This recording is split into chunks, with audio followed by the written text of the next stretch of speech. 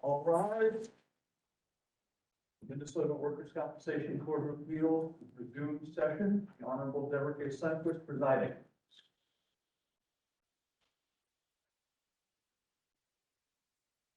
You may be seated.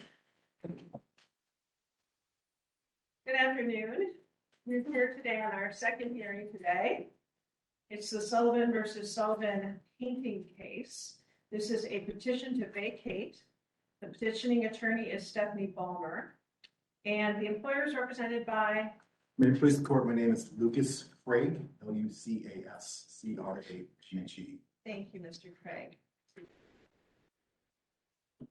This is file number WC 226491. I am on the panel with Chief Judge Millen and Judge Christensen for today's hearing. Ms. Balmer and Mr. Craig, I believe you've both been here before. You know the rules, 15 minutes for argument. Oftentimes we go over that because we will have a number of questions. Okay. So, Ms. Balmer, you're the petitioning attorney. You're ready? Thank you, Your Honor. See you.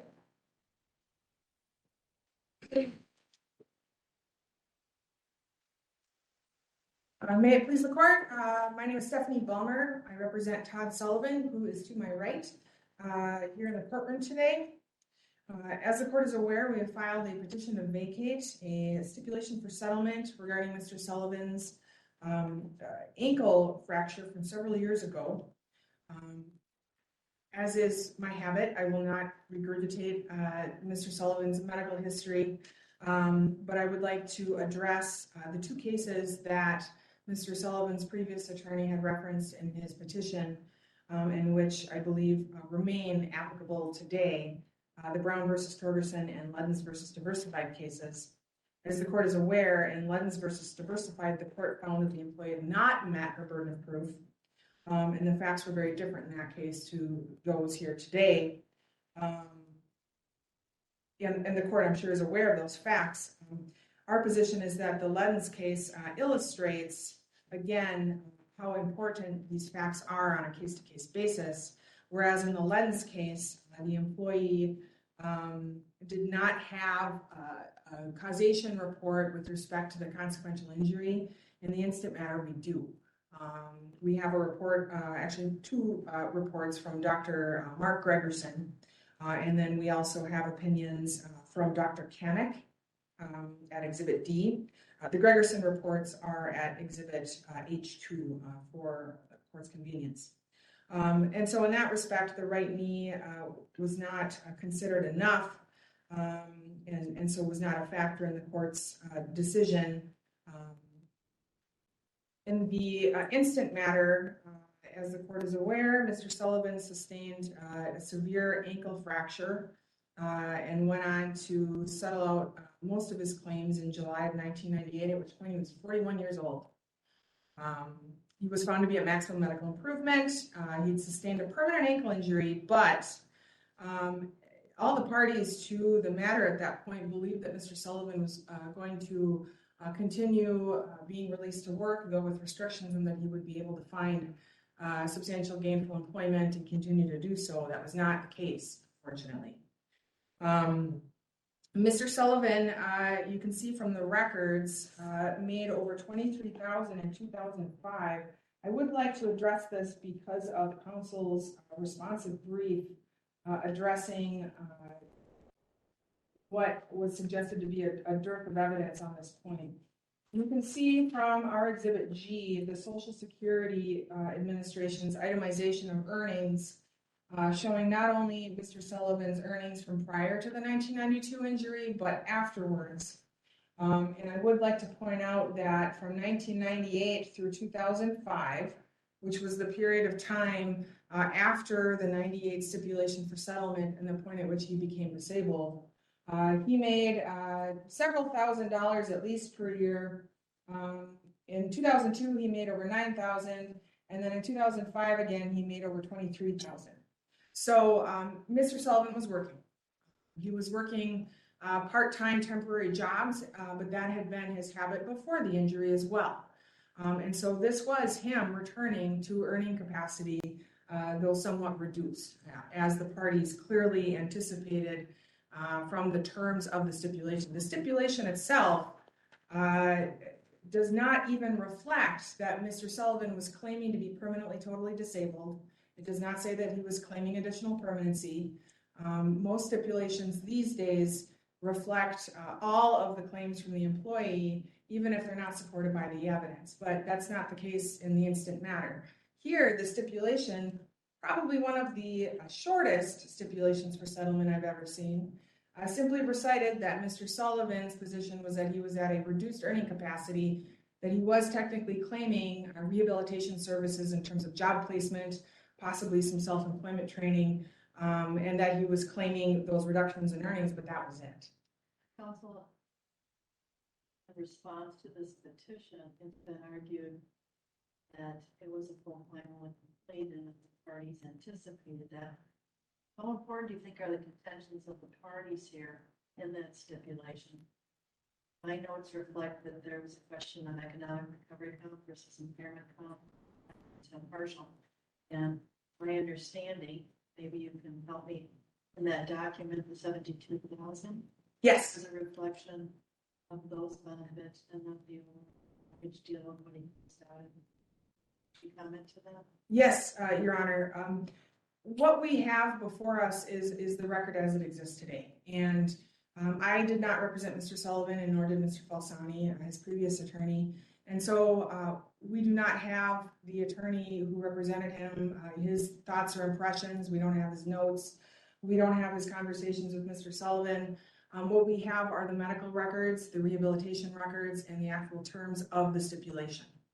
And so, while I would generally prefer to have as much extraneous evidence as possible to try to recreate what the parties were thinking at the time of the settlement, we're somewhat limited in this matter. The contentions are blended. If I contend, I go back and I look at the document, that the issues addressed are rehab, ERC versus IC. Yes. Yes. Can I not rely on that those are the issues that are? I believe you can rely upon that. And I'm urging the court to rely upon that. And I think that's important because, again, whereas we sometimes have the laundry list of all types of benefits available to an injured worker under the Workers' Compensation Act, here we have a very narrow set of benefits. And I believe we can construe that to mean that was exactly what was being claimed at that point in time.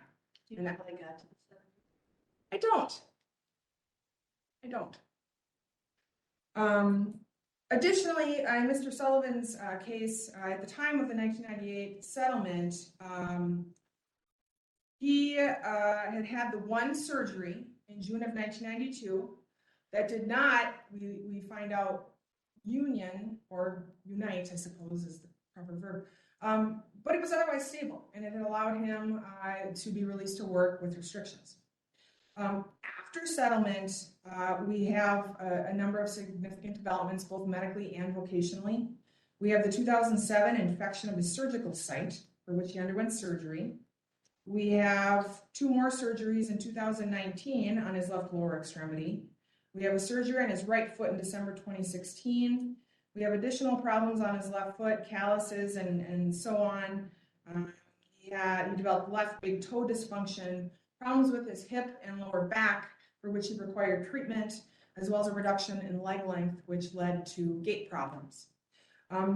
Counsel for the employer-insurer in their responsive brief did not cite the reports of Dr. Gregerson in their discussion.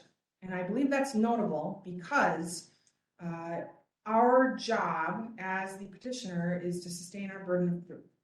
And part of that burden of proof in this matter, and arguably one of the biggest parts of our burden of proof, is the opinion of Dr. Gregerson. Dr. Gregerson links the original ankle injury to the consequential injuries, as well as the worsening of the original ankle injury. And that is important because part of our position is that not only did the original injury worsen to significant unanticipated lengths, but Mr. Sullivan developed a number of additional consequential problems which have all worsened in varying degrees as well. Ms. Palmer, I have a question. Yes. All right, so we know that he had the ankle injury, that's admitted, that's something that the insurers paid. Correct. Right. It's these consequential injuries that are pretty much an issue. It's the hip, it's the other foot, the big toe, and the low back. So if you could break this down, is it the consequential injury or the original injury that is responsible for his inability to work? It's both, Your Honor. And how does that break down and who has said that? Yes. So in 2006 and 7, when he applied for and began receiving Social Security disability benefits, Social Security Administration analyzes all of his medical conditions, and he's been receiving those benefits since. As his petition explained and as a number of medical records explain, he has been experiencing a number of symptoms relative to all those body parts since at least the mid-2000s, which I think is really the other end of the spectrum of analysis here. We're looking at 1998 and then the mid-2000s as the two most relevant points in time. We rely upon the opinions of Dr. Gregerson and Kamek in terms of connecting the original admitted ankle injury and these additional consequential injuries. Mr. Sullivan's petition, as well as the medical records in general, further support this claim. Now, Dr. Wicklund says that these consequential injuries are not related at all to, or the hip, the toe, the low back, they're not related at all to his fracture back when he had the injury, the original injury. What is your response to that? What's your response to Dr. Wicklund's opinion? I understand that the court is looking at Dr. Wicklund's opinion, but respectfully, that would be the issue before the compensation judge. So our position is that we have presented this court with sufficient evidence to merit a vacation of the 1998 stipulation. And again, we have our reports from Drs. Gregerson and Kamek and the medical records and everything else we've submitted. The medical causation issue with respect to the consequential injuries is a very complicated factual one that should involve employee testimony and additional records so that the fact finder can make a full and fair decision in that regard. So what do you seek as remedy here? A vacation and then trying this on the issues of the consequential injury? Yes. I would like to quickly address the what other points here. Some of the employer insurers' contentions in their responsive brief should be disregarded. One is that the employer insurer alleged that there were x-rays in 1997 showing a non-union, but those diagnostics are not in the record. The employer insurer also suggested that Mr. Sullivan was possibly applying for Social Security disability as early as August 92. There is no basis for that in the record other than triple hearsay. I'm not aware of any application at that point. I don't have any evidence to that point. And so our position is that that is entirely speculative and should be disregarded. More so, additionally, he would not qualify based on his earnings, again, at our Exhibit G. Even if it were true, would it defeat the critical petition? I think it would be a factor because it would go to Mr. Sullivan's mindset.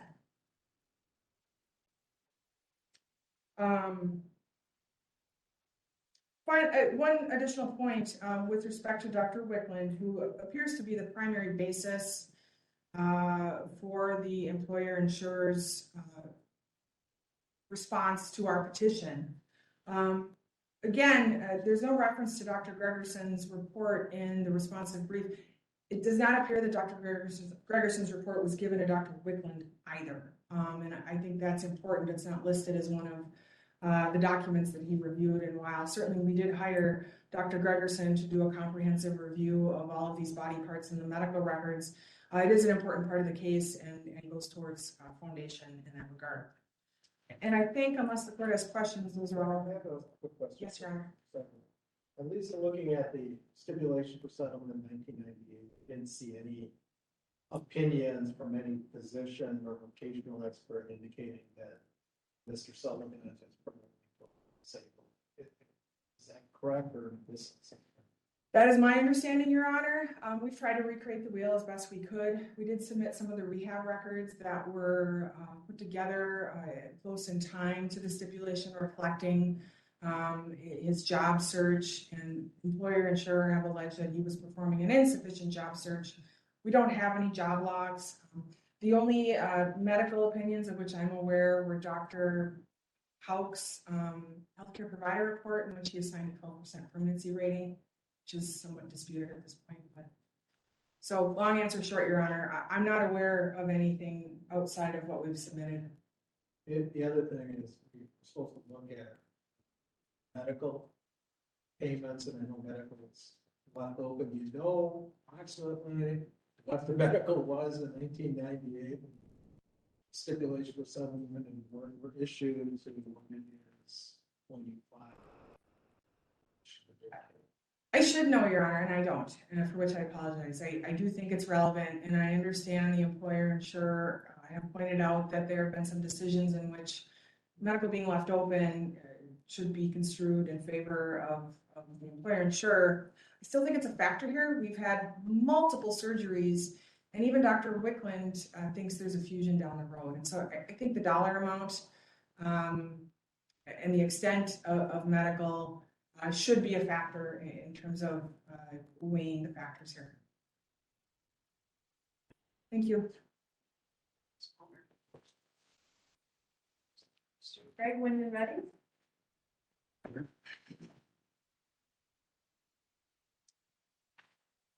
May it please the court and counsel, my name is Lucas Craig, and I'm here on behalf of respondents Sullivan Painting and Minnesota Signage Risk Plan. Two preliminary notes. This actually is my first time here. So I will ask the court's grace in advance if I make any mistakes procedurally or otherwise due to my inexperience. So please don't let that reflect on my clients. And secondly, I just want to be clear that nothing I'm saying here today is meant to take away from Mr. Sullivan. I know he's been through a lot. There's no ill will or malice guiding any of this. This is a purely legal dispute from my perspective here. I think just to make good use of our time here, I want to get straight into the thought and the factors that are at play in this case here right now.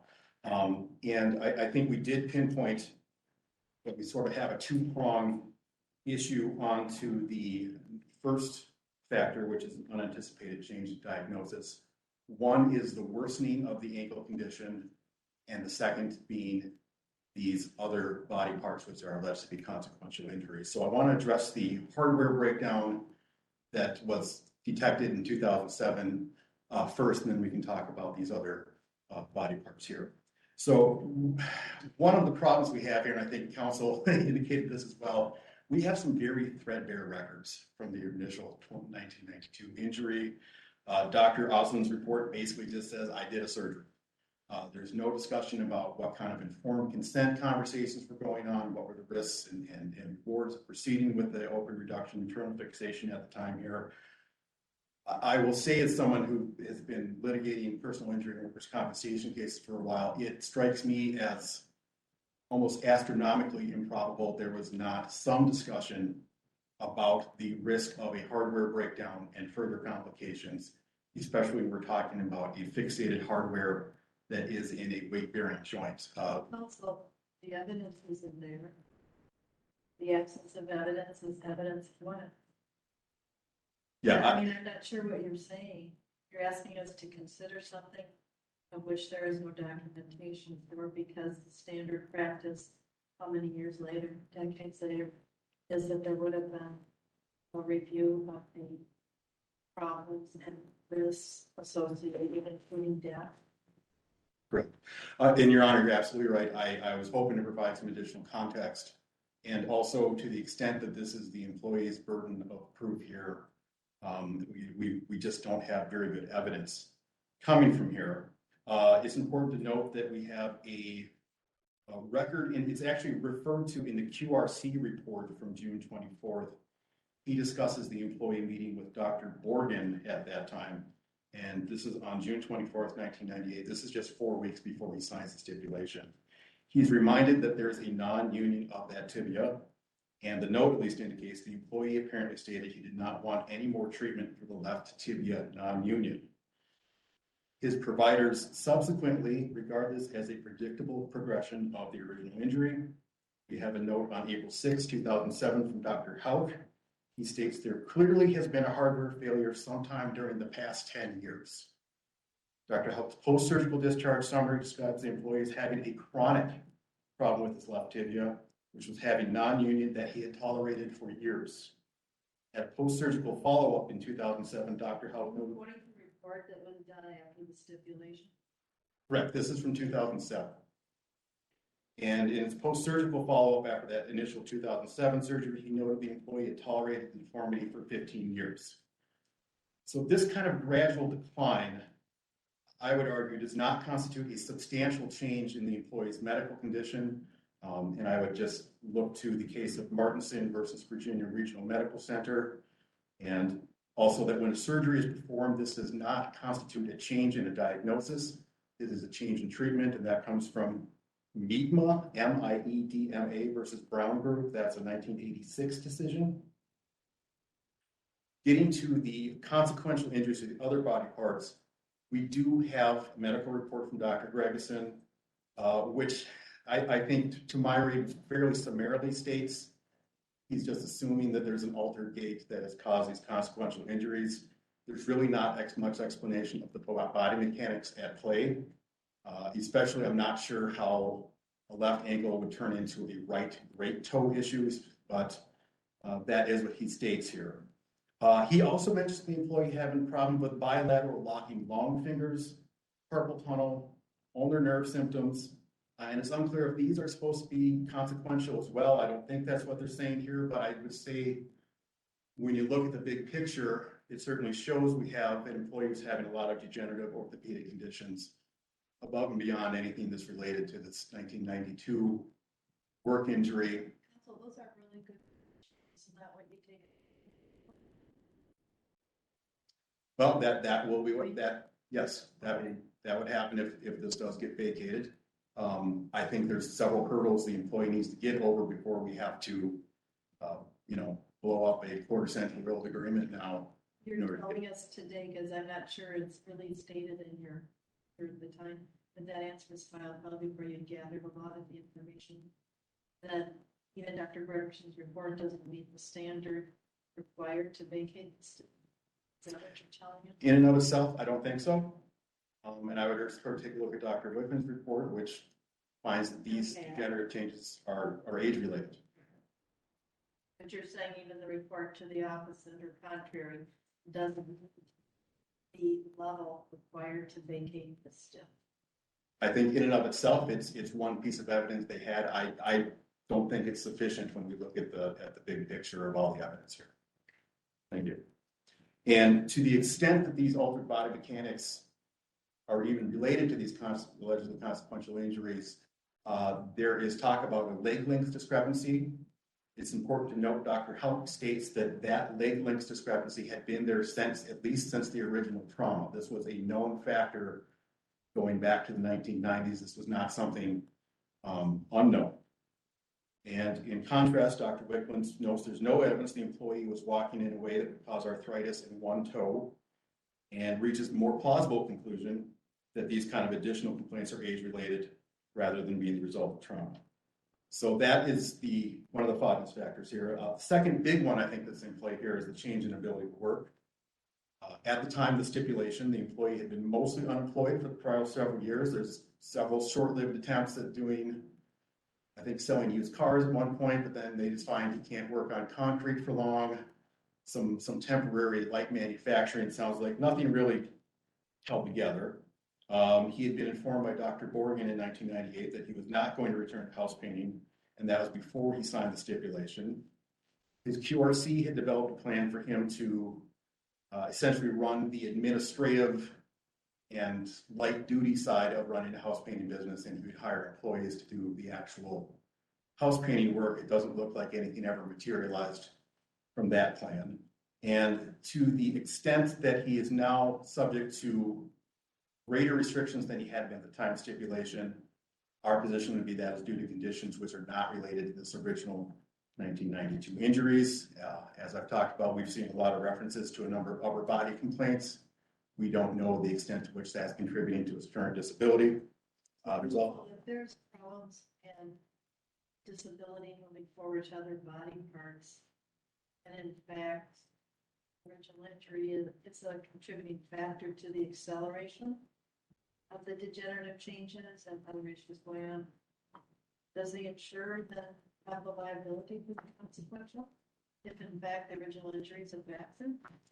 I think that's going to be a factual determination that would be made should this stipulation be vacated. But again, our position is they can't get over the hurdles they need to get to that point at this point here. We should just spend a little bit of time on that, because to me, the issue here is whether it comes down to this, whether these consequential injuries, the hip, the toe, the low back, are a natural development of the original injury or are something completely unrelated, like Dr. says. And I think that in order to vacate the award of STIP, we need to address that issue, the causation issue. First of all, I should ask you if you have any opinion, argument as to whether these consequential injuries are causing his current total disability, causing the additional disability, change in work, all this. Could you comment a little bit about the causation issue and how it relates to the funds? I believe Dr. Wicklund, I mean, these are genuine issues here. We're not saying that they don't exist. And I think Dr. Wicklund would concede that they are contributory to an overall picture here, but he does not find that causation piece here. I guess as a procedural matter, considering that medical benefits from the original work injury remain open, it seems to me the employee's better remedy would have been to bring a medical request or a claim petition for these additional medical care to these other body parts. And through that process, we could establish whether or not there is that causation piece here, rather than taking this kind of extreme measure of, reversing a stipulation that had been reached quite a while ago. So I think that's something that should be weighed in kind of the big picture of this case as well. Beyond that, actually, I would just bring up, there's also a reference to him being involved in a motor vehicle accident. Once again, we don't know what's going on with that, if that's a factor here too. That once again, I think that's something that would have to be determined at a factual level. But apparently sufficient that he needed to go to an IME for it. So, another question mark kind of hanging over the big picture here. Beyond that, the factor of an increased permanent partial disability, we are relying on Dr. Wicklund's finding that he actually is not only not entitled to further PPD rating, but actually was probably awarded too much per the rules that were in place in 1998 at the time. And then the issue of more costly and expensive medical care, again, the employee's medical benefits were left open as part of this deal. That means a lot less weight should be accorded onto this issue, not no weight, but a lot less. And as I've indicated, if he truly can prove that these other body parts are consequential injuries, I think the remedy would be to pursue a medical request or a claim petition for the treatment to those body parts. Beyond that, I would say the possibility of an eventual hardware failure with these complications are not wildly unpredictable. This does happen quite a bit in these kind of procedures. Wasn't it a little bit more complex than just the hardware procedure, the tools that were used when actually went in there? There are certain pieces that they actually had to lean in. It sounds like, if I'm recalling correctly. Do you see that often? Is that a reasonable thing that happens when you have surgery that he had? Or is that pretty rare?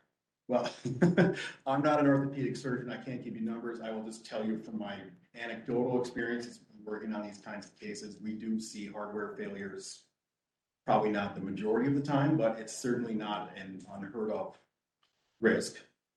When you say failure, you're talking about what? The actual disintegration? Yeah, it sounds like a screw broke and got loose, and then there was complications from there. And the disintegration and infections, and you're saying it's very common enough? I'd say it's a substantial risk, and it's a known substantial risk of these kind of procedures. So that really is the lion's share of what I had to say. I see I have a yellow light. I'll reserve the rest of my time to the extent I might need it, but. I do have a question for you. I asked Ms. Wallendisk what the remedy she was proposing to be, and she suggested that the vacation and then try on the issues of consequential injuries. My question to you is basically the same thing. What is your remedy? I mean, you mentioned that you thought she should bring a medical request first and try the issue on consequential, and then do a petition to vacate it later. What is your thought regarding, for example, something that we do here in court, which is a referral?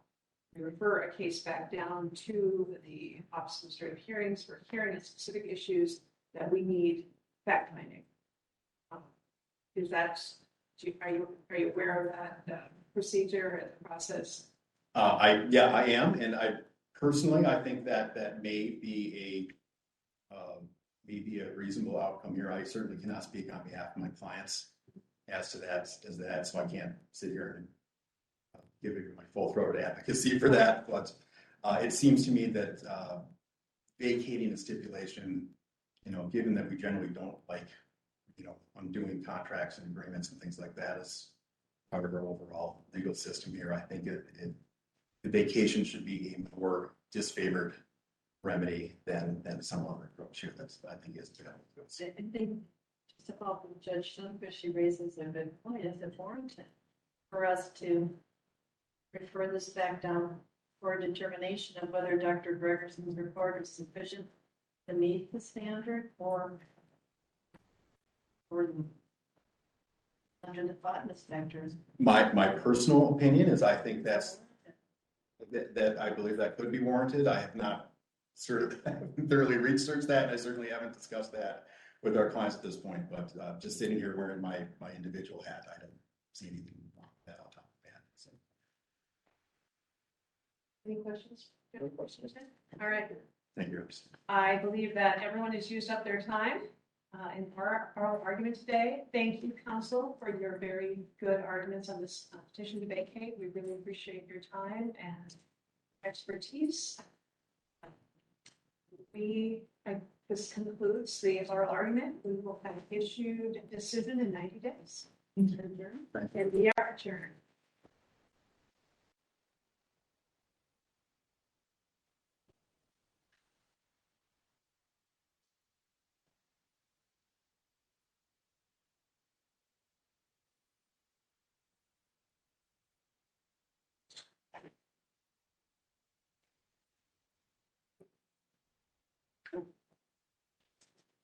Okay.